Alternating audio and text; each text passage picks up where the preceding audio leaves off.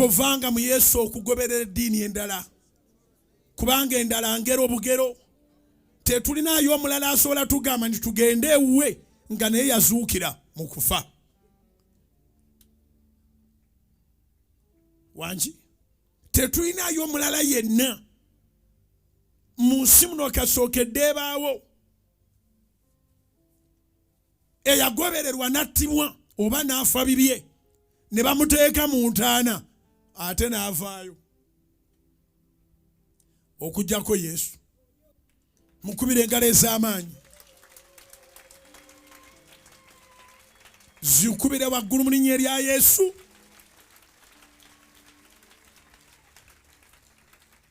Era nze bwe ndaba omuntu atanafuna Yesu ndaba ttima lya sitaani. Osobola otya okubanga tonafuna Yesu eyazuukira? Wangi si wa kutunda wa bwereere, yazuukira. Mu bantu bonna abali babadde mu nsi ne baweereza Katonda akkirizibwa nti akomawo bamuyita Yesu. Zimukubire waggulu kubanga akomawo ku lwange naawe. Yayogera mu Yokaana 14 nti emitima gyammwe tegyeraliikirira. Ngenze eri Kitange, ngenze kubateekerateekera bifo. Yokaana 14 olusooka olwokubiri wonna abo bisuubizo byereere.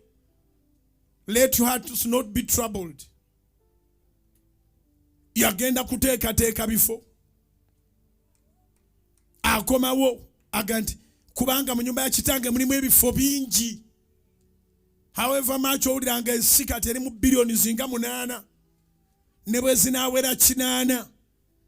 Jjukira nti eri gye tuva ne tujja eno ne tuyita wano ne tuddayo eri. Nolwekyo eri watumala okusinga wano.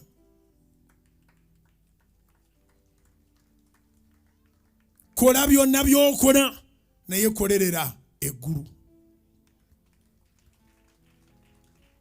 Kola byonna by'okola naye kolerera eggulu.